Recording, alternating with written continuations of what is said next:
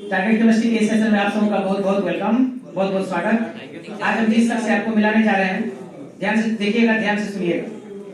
ये वो शख्स है, ठीक है ना। कहा गया है कि किसी के सफलता में, है ना, उसके अकेले का हाथ नहीं होता है, कुछ और लोगों का हाथ होता है, बेशक, है ना। तो नेहा प्रकाश, जिसने बिहार में, जिनका रैंकिंग 8वां रहा है, उनका एडमिशन भी हो गया सबोर एग्रीकल्चर कॉलेज में। उनका सिलेक्शन हो जाएगा आईसीआर के थ्रू, ठीक ना, कॉलेज मिल जाएगा, तो फिर यहाँ से छोड़ करके तब उसमें चल जाएगी। लेकिन पहले हमको ये कॉलेज मिल रहा था, तो हम लोगों ने डिसाइड किया कि चलिए इस कॉलेज में पहले आप एडमिशन ले लीजिए, इसके बाद आईसीआर के थ्रू जो उनको कॉलेज मिलेगा तो उस कॉलेज में वो चली जाएगी, ठीक है। तो उनके सफलता के पीछे एक ऐसे शख्स हैं जिनको मैं पर्सनली जानता हूँ बढ़िया से। संजय जी नाम है इनका, संजय कुमार यादव, उनके मामा जी हैं। और मुझे याद है कि जब से मेरी भांजी है नेहा, इनको आगे क्या गाइडलाइन किया जाए, तो समझ सकते हैं। एक सीड, एक बीज कल के तारीख में उन्हें बहुत बड़ा ट्री में, पेड़ में कन्वर्ट करना है, तो उनके लिए प्लानिंग आपको शुरू में करना पड़ता है।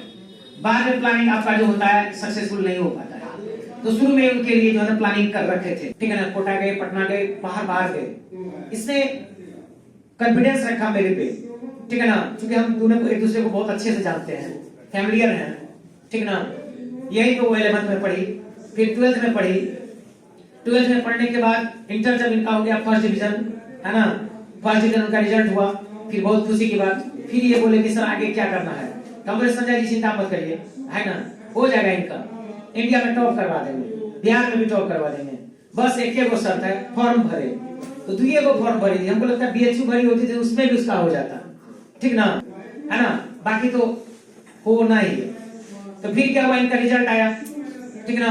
फिर बीसीसी में भी इनका हो गया बिहार में 8वां पोजीशन, आईसीआर में भी इनका 95.08 परसेंटाइल के साथ स्टॉप पे आए, ठीक ना। तो चलिए अब हम जानना चाहते हैं इनके मामा जी से, और हम जहां तक जानते हैं नेहा के माँ को हम नहीं देखे, नेहा के पापा को आज तक हम नहीं देखे हैं। जब भी हम वार्तालाप किए हैं, कुछ भी बातचीत हुई है, तो इन्हीं को शिकायत भी किए हैं, इन्हीं को कुछ बात भी किए हैं, ठीक है, सारा चीजें। इसलिए कहा गया है ना, जो आपके साथ असली माता पिता है, अगर ये चाहते, ठीक है, नहीं ध्यान देते, तो आज नेहा को कोई कामयाबी नहीं मिलती। नेहा जैसे बहुत सारी लड़कियां हैं, ठीक है ना, जिनके सपने तो हैं, लेकिन उनको सही तरीका से सही अंजाम नहीं मिल पाता है, सही जगह नहीं मिल पाता है, वो सक्सेस नहीं कर पाते हैं। मान रहे हैं बात को? अब किसी से कोई पूछ बैठे एक बीज में कितने फल, बड़ा मुश्किल है जवाब देना, ऐसा, ठीक है ना, पौधा में, है ना। और तब वो पौधा को जब रखवाली करेगा ढंग से, तब ना वो एक बड़ा सा ट्री में बदलेगा। नहीं तो बीच में आकर के बीज लगाया, मालूम चला एक मुर्गी आई और मुर्गी उसको चुग गई, चिड़िया आई, चिड़िया चुग गई, कहानी खत्म, वही उसका एंड हो गया लाइफ का। ऐसे होता है स्टूडेंट के लाइफ में। फिर अगर वो कहीं जर्मिनेशन के द्वारा एक पौधा बन भी गया, बकरी आई चुग गई, सॉरी चुगने गई, चढ़ गई, खा गई, कोई बड़ा सा फिर हो गया प्लांट में, थोड़ा सा बड़ा हुआ, फिर और कोई उसको कट कर गया। तो ये इस तरह से स्टूडेंट के लाइफ में भी आते रहता है परेशानी। लेकिन आप देखिएगा, है ना, जो प्रोटेक्शन देते हैं, इन तरीके से उनको समझाते हैं, रखते हैं, हर एक चीज नजर पर रखते हैं, तो कामयाबी मिल जाता है। अब मुझे लगता है संजय जी को छोड़ भी देंगे ना, तो फर्क नहीं पड़ता है, वो एकदम वहां तक पहुंच जाएंगे। लेकिन इनके पीछे सबसे बड़ा था किसी का है, तो वह है संजय जी। तो हम चाहते हैं कि संजय जी के लिए जोरदार ताली आपको होना चाहिए संजय जी से, ठीक है ना। केवल बच्चों को देने से नहीं होता है, बच्चों का गाइडलाइन बच्चा करते रहना ये बहुत जरूरी हो जाता है। कई बार मैं देखता हूँ बच्चे बहुत अच्छे हैं पढ़ने में, लेकिन एक बार हम फिर चाहेंगे कि आप लोग जोरदार ताली से इनका पीछे तक दिखाइए, ठीक है ना, सारे बच्चों को, है ना, सारे बच्चों को। अब हम आपको माइक, और आप लोग भी 2024 में हो, 2024 में आप लोग कंप्लीट करना है संजय जी से।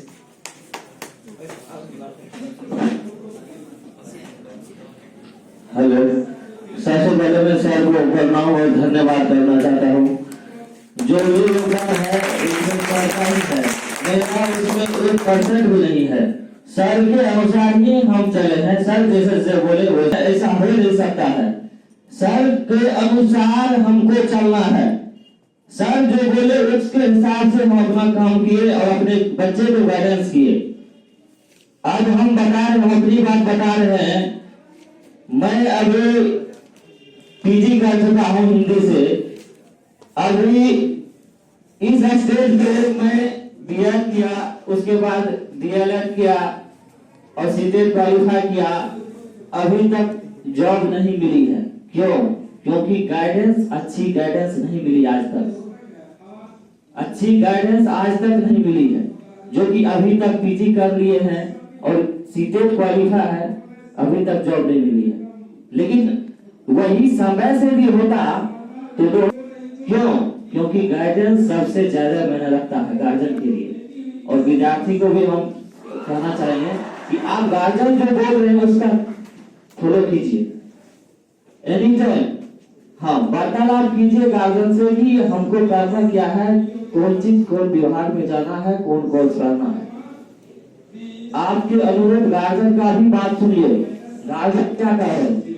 यदि उस टाइम में हमको कभी बोल देते कि ये कर लो, इससे अच्छा होगा, आगे जल्दी जॉब लगेगी, तो हम कर लिए होते और अभी जॉब नहीं होते। अभी मान के चलो कि अभी में उनकी होगा जॉब, तो कितना लेट हुआ? 5 साल, 5 साल हो गया लेट। अभी 5 साल में जॉब पे कहीं पोस्टिंग रहते। अभी जैसे कि अभी नेहा बोली, नेहा प्रकाश, उसका 12th हुआ, एग्रीकल्चर हुआ, 4 साल करेगी और जॉब करेगी, कहीं भी अच्छा करेगी।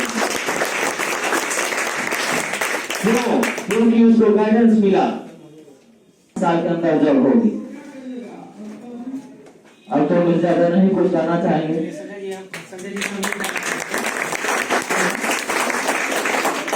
संजय जी से हम ये जानना चाहेंगे, ठीक है ना, कि जब सब ये नेहा यहाँ तैयारी कर रही थी तो उनके साथ भी और भी लड़की लोग थी। इंटर करने के बाद ये लोग मतलब बाहर गए सभी, तो क्या नेहा आपको कभी नहीं बोली कि सर हम भी जाएंगे? नेहा हमको इतना प्रेस की कि सब जा रही है पटना तैयारी करने के लिए, कोई कोटा जा रही है तैयारी करने के लिए, क्या करे। हम बोले तुम टेंशन मत लो, सर के पास जाओ, सर से बात हुई है, सर टाइम देंगे तुमको, और यही तुम रह के तैयारी करो। जिसको जाना है पटना, दिल्ली, कोटा, जहाँ जाना है जाए, लेकिन तुम यही को पढ़ेगी और यही से आप तुम्हारा रिजल्ट होगा और 100% होगा। और आज उसका रिजल्ट 100% हुआ। और आईसीआर में उसका रैंक अच्छा खासा रैंक था, 96% लगभग समथिंग था। कुछ चॉइस फिलिंग में वो मिस्टेक की, इसलिए उसको नहीं हो पाया। इसके लिए हमको बहुत दुख है, सर को भी बहुत दुख है। और इसका बीसीसी वाला में हुआ तो यहाँ बिहार में 8वां रैंक था, तो कल एडमिशन करवा के आए हैं कॉलेज से। तो इसलिए हम भी चाहेंगे कि सब अपना अपना तैयारी पे फोकस कीजिए और अगले साल आप लोग भी जो इन लोग के साथ में थी और लड़की सब, ठीक है ना, वो तो जो कहीं रैंक में नहीं है, वो कोटा वाले, पटना वाले, हाँ, कोटा वाली और पटना वाली को कहीं कोई रैंक नहीं है, ना बिहार में ना आईसीआर। आईसीआर का तो बातें छोड़ दीजिए, और बिहार में जो गया था कहीं, इसलिए हम सोचे बोलेंगे।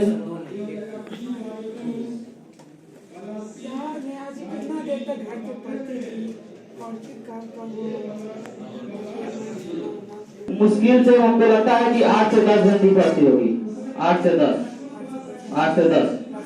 क्लास के बाद, इससे ज्यादा नहीं।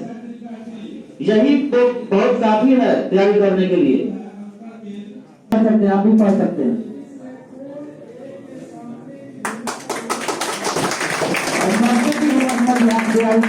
पढ़ सकते हैं 8 से, मन लगा कि 8 से 10 घंटा नहीं पढ़ना है, लेकिन मन से पढ़ना है। संजय जी, चलिए अंतिम सवाल मेरा है, ठीक है ना। अब इन लोगों के पास तो बहुत सवाल हो गए, ये सवाल संजय जी से नहीं बल्कि उससे पूछना चाहिए था। उससे पूछे तो बोले, मतलब यहाँ से पूछे तो बोले कि स्ट्रगल करना जरूरी है। हाँ, स्ट्रगल करना जरूरी है ना। हाँ, जरूरी है, लेकिन ये नहीं बताया जो ये नहीं बताया, ये बात पूछे थे कि कितना घंटा पढ़ती है। पढ़ना है, घंटा मैंने नहीं रखा, और दिन बैठे रहेंगे किताब लेकर के, मुंह देखते रहेंगे किताब और उससे पढ़ती हूँ। बाकी जो बच्चे हैं, विशेष करके हमारी यहाँ लड़कियों पर, ठीक है ना, क्योंकि लड़कियों को वैसा सारा कुछ नहीं मिल पाता है, बहुत सारी परेशानियां आती है उनके लाइफ में। बहुत सोच समझ करके क्या करना पड़ता है, सेलेक्ट करना पड़ता है कि क्या करना है ना। तो इन लोग के लिए आपका क्या मैसेज होगा? अब तो बोलेंगे क्या, ये लोग भी एग्रीकल्चर कर ले, तैयारी करिए अच्छे से, और एग्रीकल्चर अगले साल निकाल लेते हैं, एडमिशन SCR में हो जाएगा तो बहुत अच्छा होगा कि ये सब 5 साल के अंदर कहीं से कहीं जॉब करेगी। लड़की के लिए हम यही बोलेंगे कि जितना जल्दी, इसलिए बोलते हैं कि आप लोग भी एग्रीकल्चर का तैयारी करें, अगले साल निकालें। कहीं कभी फिल्म पकड़ लेगा, कभी फिल्म पकड़ लेगा, कभी साड़ी पकड़ लेगा, कभी गरीब पकड़ लेगा। इन लोगों का आपको टेंशन नहीं है, लेकिन तुम लोग को हमको टेंशन है, क्योंकि लड़की के लिए एग्रीकल्चर से बहुत अच्छा स्कोप है।